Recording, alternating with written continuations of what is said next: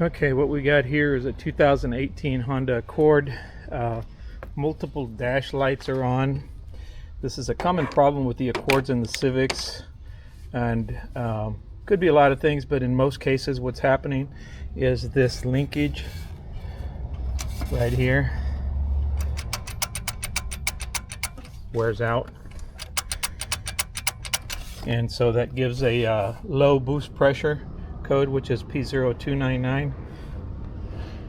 Now there's a few things that I would recommend checking before you do anything with that.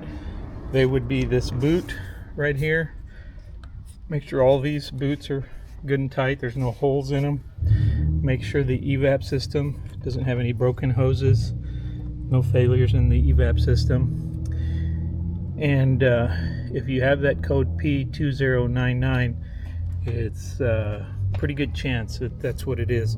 And so if you call Honda, you have to buy a turbo with the actuator and the linkage and everything, and you're looking at about $2,000 for the turbo plus labor. Could be about $2,500. So what I did is I bought an aftermarket actuator, and this actuator is still working, so I'm going to use just the linkage off of the actuator I bought to make this work. I haven't tried it yet, so we'll see if that linkage fits. Hopefully it does. If not, we'll change the whole actuator. So we'll take you along while we do that. Okay, we're going to do this in a way that the average DIYer could do it. That way you don't have to take it to the dealer, because when all the lights come on, it tells you take it to the dealer immediately. And of course some people will be worried and end up at the dealer and then spend that probably more than $2,500, because they're going to charge you for a diagnosis. And I'm not telling you you shouldn't go to the dealer, but I am telling you that this is a common problem, and I suspect that at some point in the near future there will be a recall on this. So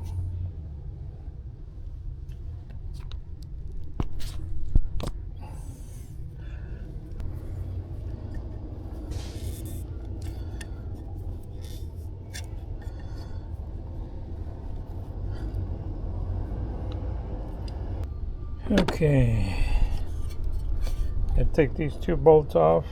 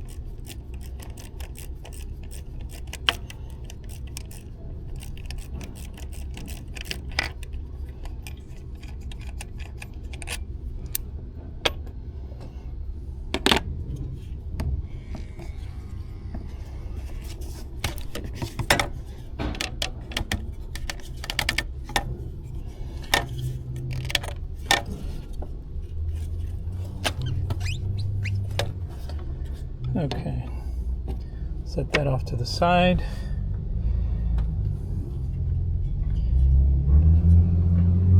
Let's take this heat shield off. Looks like we may have to take that oxygen sensor off, so let's get a tool for that.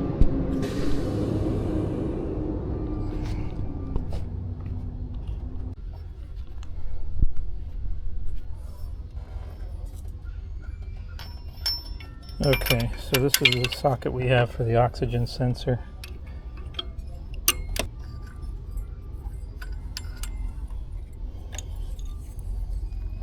Set that off to the side.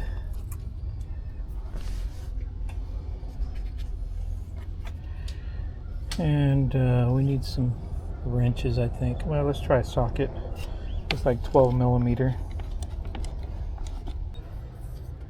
Okay, let's take this shield off.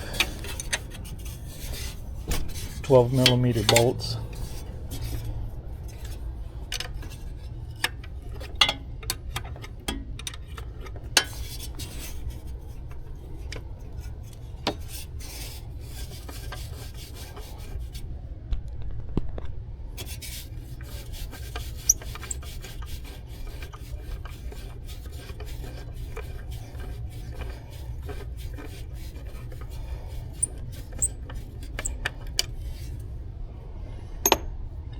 And then we've got 2 on the top. So use a ratchet for that.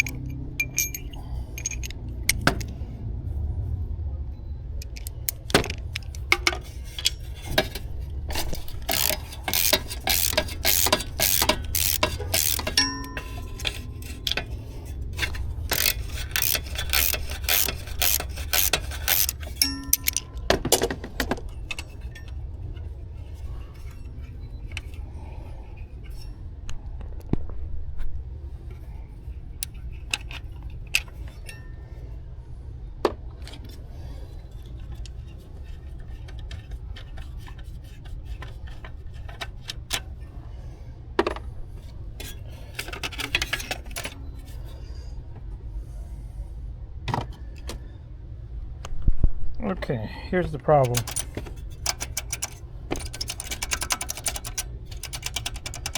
This linkage is way too sloppy. I'll show you right now on the new one how the new one is. So let's take this off.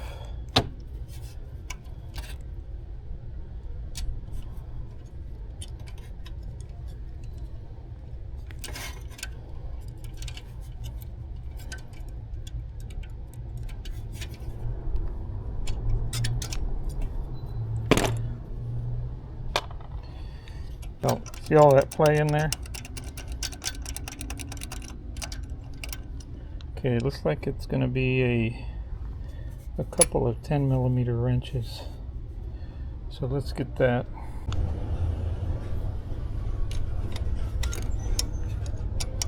Okay, we couldn't get a wrench on the backside, and I don't want to risk breaking this, so I'm going to hold it with these needle nose vice grips.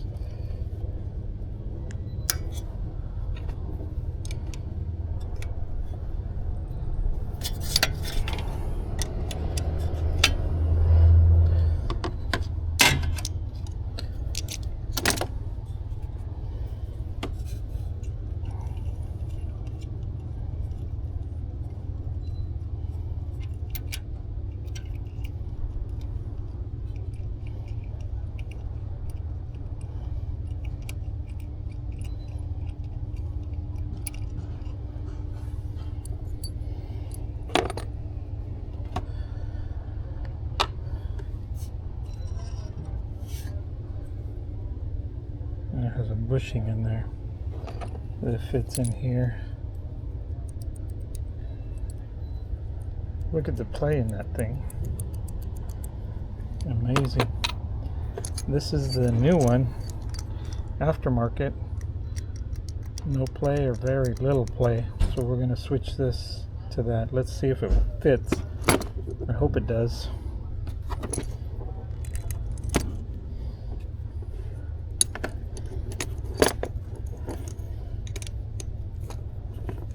And that was loose. How about that? Always check when you get new parts to make sure everything's tight.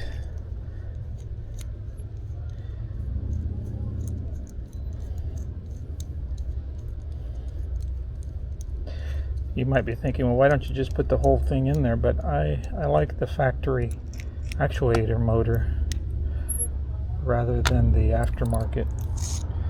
So we'll save this. If something goes wrong, then we'll replace it. Look at the difference. You see that?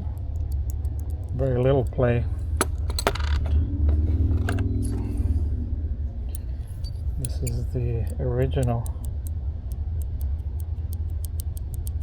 See that? Plus there's play this way. Look at that. Now look at the new one. no play. So this should fix it. Now there will be adjustments that are required, so, but this is adjustable.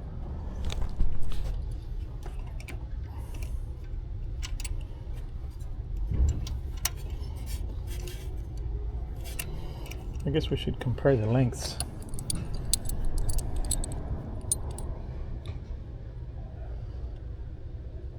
They look the same. So I put the new bushing in here. This is the new one. The new bushing in and the new linkage. And we don't want to hook it up yet because we need to turn it over once the nut is on there. So this is how you want to adjust it. See, this is backed away from it. So you want to adjust this right out to it. You can see there's a gap there.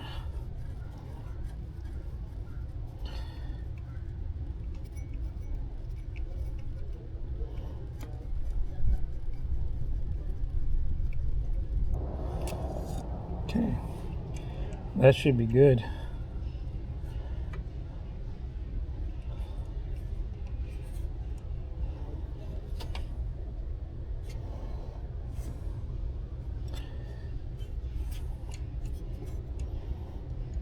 Now on this one we don't have the option of turning it to tighten it because now it fits a lot tighter.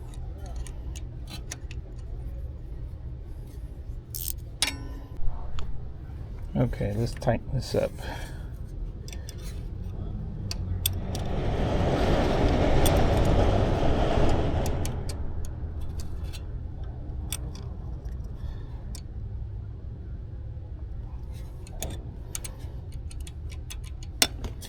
Okay. Now let's put this clip in here. Okay. Look at the difference. Huge difference. So I think this is going to work. We'll find out. I think this should be recalled, but they haven't yet, so we'll see. Guess it doesn't matter because it's not up to me. And then this one might be a little tricky.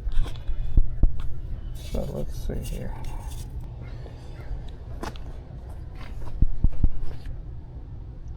Okay, let's tighten that up. 12mm wrench.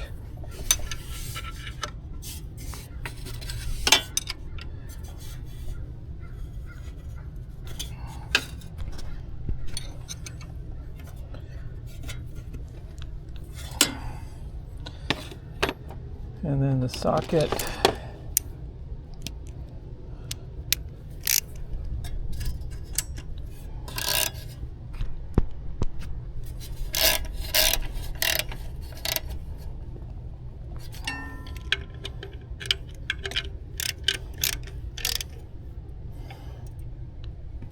Okay, that's tight. I'm trying to keep you guys focused on what I'm doing. Every time I move around, it's on a different position.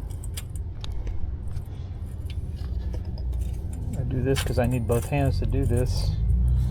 So we'll just see if we can give you enough video to see what's going on and make sure that if you want to try it, that you get enough information.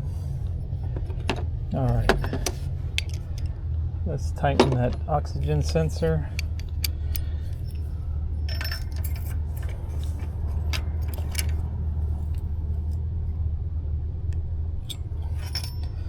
Okay, that's tight. This goes here. So then we've got the hoses for the evap. So let's put the tube back on.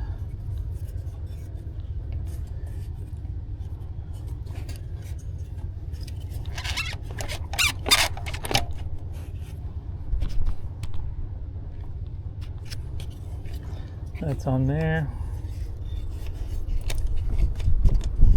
That's there. Let's bolt it up.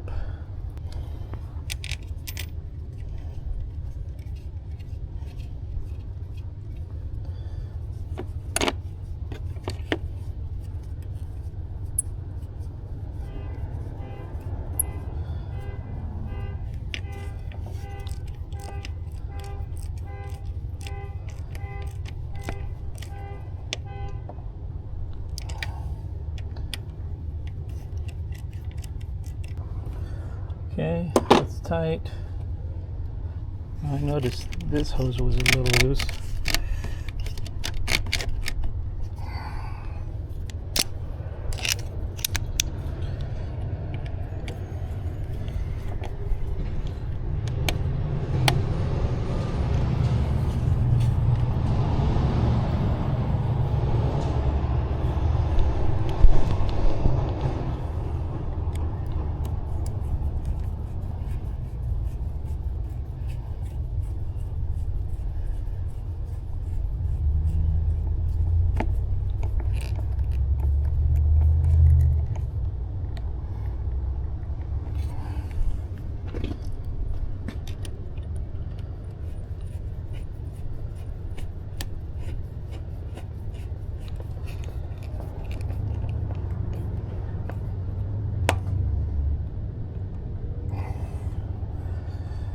Okay, now the evap hoses. That one goes there. That one goes there. Let's pick up all these tools. It's all together.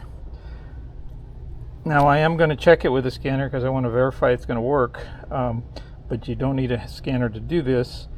The only thing that I might have to do is reset the computer to reset the fuel trim.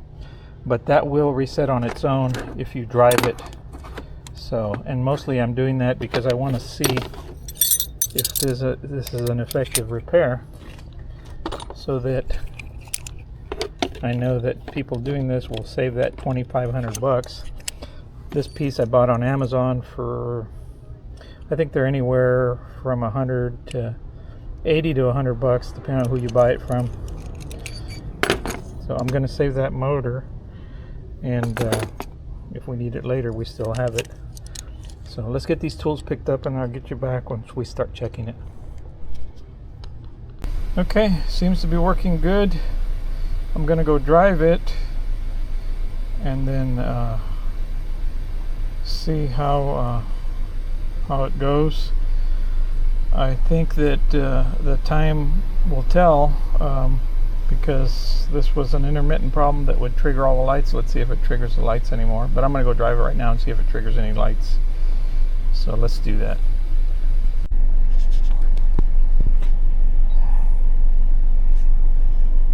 Okay, let's go drive it.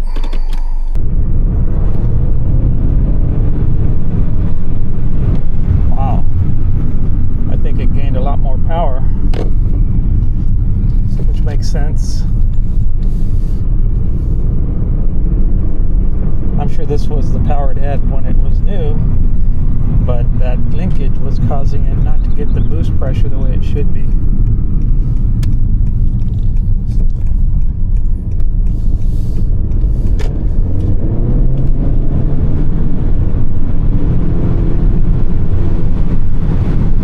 Yep.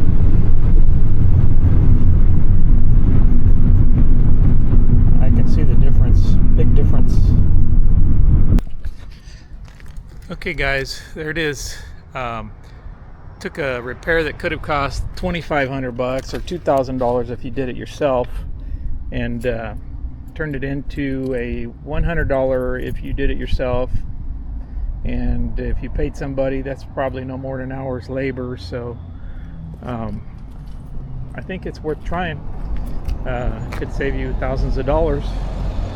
$2,500 versus, let's say, $300 if somebody charged you labor to do it. So, like I said, there's a few things you should look at before you do that, but I would say probably 80% of the time this is the problem. So thanks for watching.